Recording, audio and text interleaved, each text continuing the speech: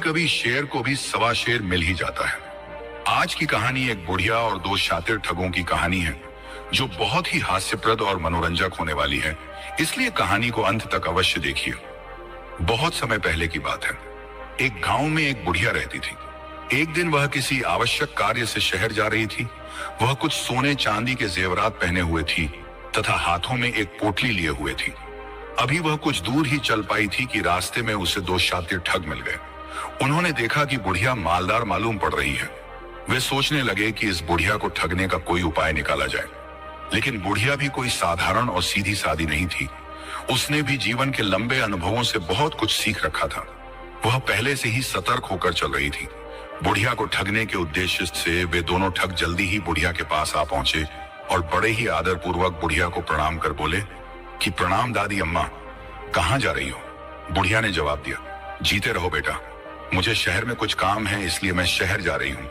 ठग बोले कि हम भी शहर ही जा रहे हैं, अच्छा हुआ कि आप भी मिल गई। बातें करते हुए सफर आसानी से कट जाएगा। बुढ़िया ने कहा कि ठीक है बेटा। तभी एक ठग ने पूछा कि अम्मा, शहर में कोई जरूरी काम है? बुढ़िया बोली, हाँ बेटा, मुझे अपनी बेटी की शादी करनी है। महंगाई के इस जमाने में खर्चे पूरे करना आसान नहीं है, तो फिर शादी कैसे हो पाती? इसीलिए मैंने सोचा कि मेरे पास जो पुराने गहने रखे हैं उन्हें बेचकर पैसों का कुछ इंतजाम कर लूं। ठगों ने चालाकी से कहा कि हाँ अम्मा, बिल्कुल, गहने तो इसी के लिए रखे रहते हैं कि मुश्किल वक्त में काम आए।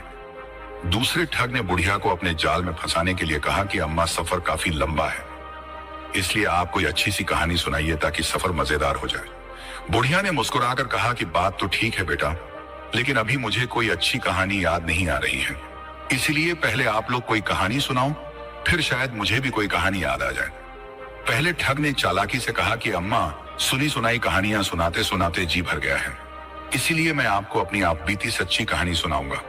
लेकिन मेरी एक शर्त है, अगर आपने मेरी कहानी को झूठा माना तो आपको अपनी पोटली में से अपना एक गहना हमें देना होगा।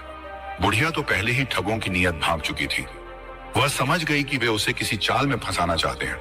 उसने सतर्क होकर कहा कि हाँ बेटा, अगर तुम्हारी बात सच्ची हुई तो मैं इसे झूठ क्यों कहूंगी। चलो अपनी कहानी सुनाओ।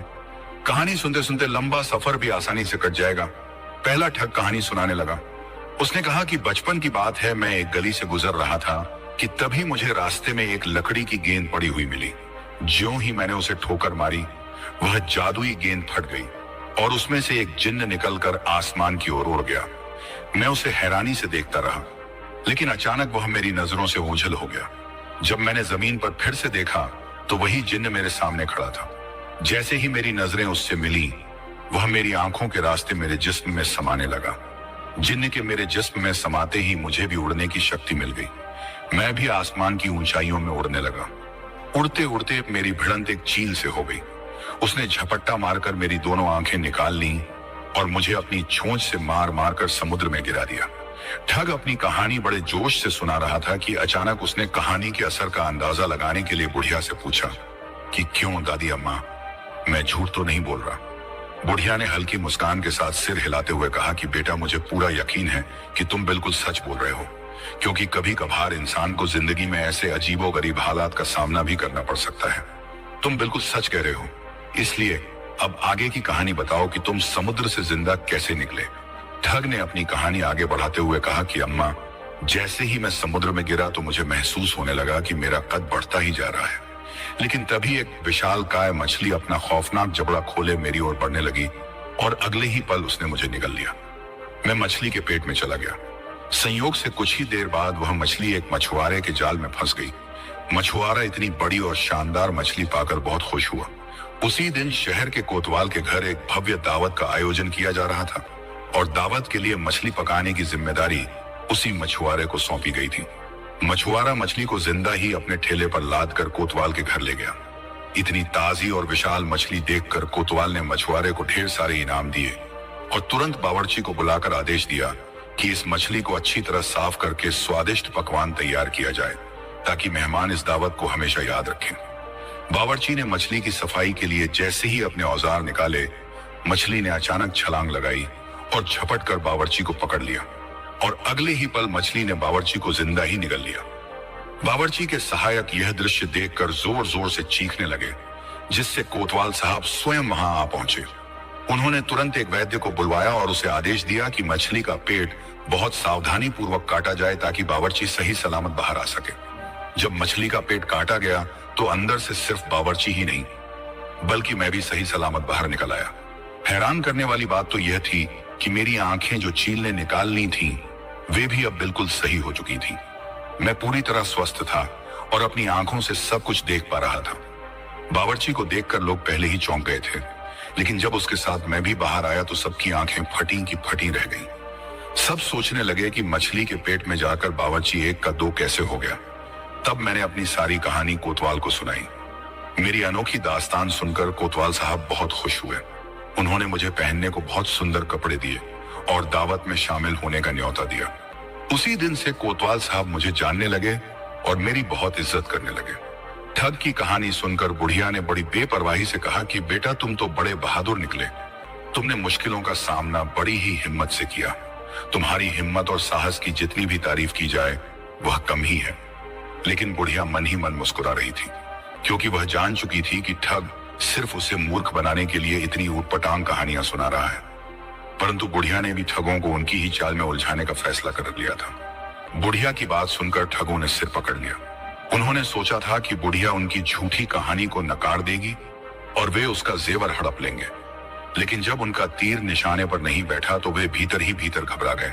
फिर भी अपनी परेशानी छुपाते हुए उन्होंने बड़ी चालाकी से कहा कि दादी अम्मा, अब आप भी कोई ऐसी आप बीती कहानी सुनाइए जो सच्ची होने के साथ साथ दिलचस्प भी हो। बुढ़िया मुस्कुराई और बोली, बेटा, सच का बोलबाला और झूठे का मुंह काला होता है।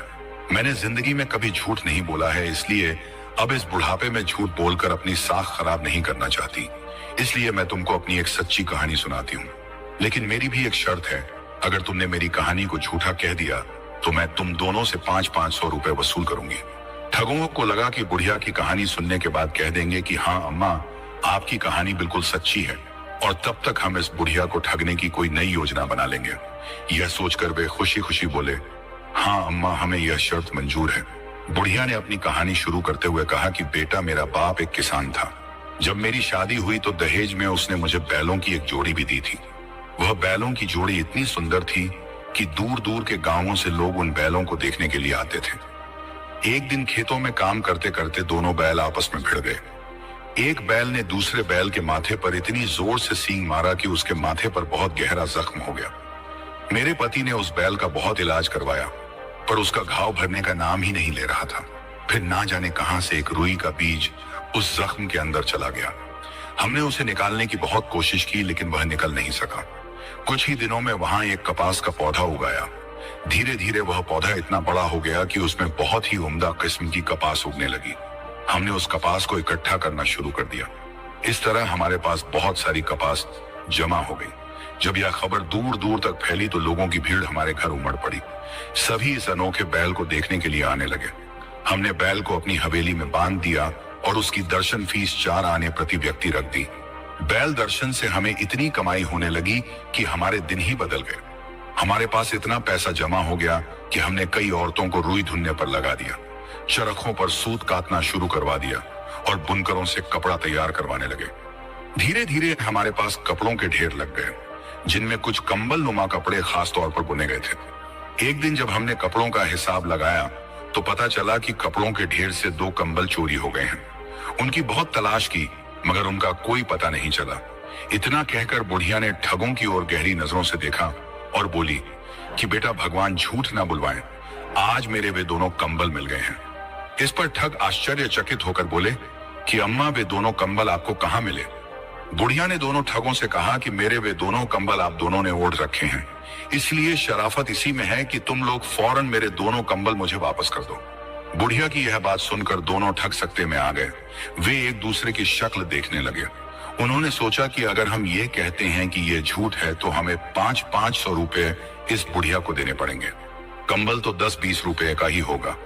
इसलिए उन्होंने बिना कोई हीला हवाला किए झटपट अपने अपने कंबल उतारकर बुढ़िया को सौंप दिए। बुढ़िया ने दोनों कंबल अपने पास रखकर अपनी कहानी को आगे बढ़ाते हुए कहा, तो हाँ बेटा, इसी कपास से एक जुलाहे ने बहुत ही बेहतरीन मलमल तैयार की थी। कुछ दिन बाद देखा तो पता चला कि मलमल का एक पूरा थान चोरी हो गया है। हम लोगों ने उसकी भी बहुत तलाश की, पर उसका भी कोई सुराग नहीं मिला। मगर अब मैं देख रही हूं कि तुम दोनों ने जो कपड़े पहने हुए हैं ये उसी चोरी हुए मलमल के थान से बने हैं।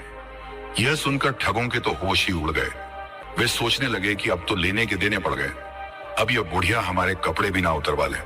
इसलिए उनमें से एक ठग ने जल्दी से बात बदलते हुए कहा कि दादी अम्मा, आपकी कहानी तो वाकई बहुत सच्ची और दिलचस्प लगती है, लेकिन हमें बहुत भूख लग रही है, खाने के लिए कुछ लाई हो तो हमें भी दे दो। बुढ़िया ने मुस्कुराकर कहा कि बस बेटा, अब तो शहर आ ही गया समझो। मुझे अपने जेवर बेचने हैं, जब जेवर बिक जाएंगे तो आराम से कहीं बैठकर खाना भी खा लेंगे। ठगों ने सोचा कि यह तो अच्छा हुआ। वे दिल ही दिल में बहुत खुश हुए और मन में योजना बनाने लगे कि अच्छा बुढ़िया, तुम अपने जेवर तो बेच लो, फिर देखना कि हम तुम्हें कैसे बेवकूफ बनाते हैं। कुछ ही देर में वे तीनों शहर पहुंच गए। जब वे सुनार की दुकान के पास पहुंचे तो बुढ़िया ने ठगों के सामने ही अपने जेवर उतारे और बोली, बेटे यह रही सुनार की दुकान, तुम यहीं ठहरो, मैं जेवर बेचकर अभी आती हूँ। ठग खुशी खुशी दुकान के बाहर बैठ गए और मन ही मन सोचने लगे कि अब जल्द ही उन्हें बुढ़िया के रुपए ठगने का मौका मिलेगा। उधर बुढ़िया भी उन दोनों ठगों को सबक सिखाने की सोच रही थी कि तभी उसके दिमाग में एक विचार आया। वह सुनार की दुकान के अंदर गई और सुनार से कहा कि बेटा मैं अपने 2 नौकरों को बेचना चाहती हूँ। सुनार हैरानी से बोला, कौन से नौकर अम्मा? बुढ़िया ने दुकान के बाहर बैठे ठगों की ओर इशारा करते हुए कहा कि वही दोनों जो सामने बैठे दिखाई दे रहे हैं। वे दोनों बहुत मेहनती हैं, हर काम करने में माहिर हैं। अगर आपको नौकरों की जरूरत हो तो खरीद लीजिए, मैं बहुत सस्ते में इन दोनों को बेच दूंगी। सुनार ने बुढ़िया से पूछा, अम्मा लेकिन आप इन दोनों के कितने पैसे लेंगी? बुढ़िया ने बड़े इत्मीनान से जवाब दिया कि बस दोनों के 2000 रुपए दे देना।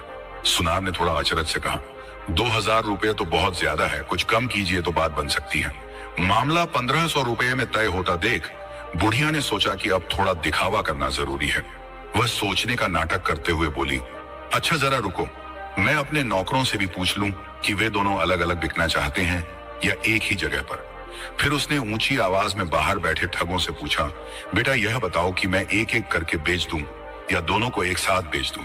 ठगों ने समझा कि बुढ़िया जेवरों के बारे में पूछ रही है। वे वहीं बैठे बैठे खुशी से बोले, अम्मा दोनों को एक ही जगह बेच दीजिए, अलग अलग बेचने की कोई जरूरत नहीं है। सुनार ने यह सुनकर संतोष की सांस ली। उसे यकीन हो गया कि सौदा पूरी रजामंदी से तय हो रहा है। उसने खुशी खुशी 1500 रुपए बुढ़िया को थमा दिए। बुढ़िया ने पैसे जेब में डाले और दुकान से बाहर निकलने लगी। तभी ठगों ने फिर से कहा, अम्मा भूख तो पहले से ही लगी थी, अब तो मिठाई भी खाएंगे, जल्दी से हमारा मुंह मीठा कराइए। बुढ़िया ने मुस्कुराकर जवाब दिया, घबराओ मत बेटा, तुम्हें खाना भी मिलेगा और मिठाई भी। तुम थोड़ी देर यहीं इंतजार करो, मैं पास की दुकान से खाना और मिठाई लेकर अभी आई। जाते जाते एक ठग ने फिर आवाज लगाई कि अम्मा मिठाई जरा ज्यादा लाना। बुढ़िया ने हंसते हुए कहा, फिक्र मत करो बेटा, और फिर धीरे धीरे उनकी नजरों से ओंझल हो गई। अब दोनों ठग मिठाई के इंतजार में वहीं बैठे गप्पे हाँकने लगे।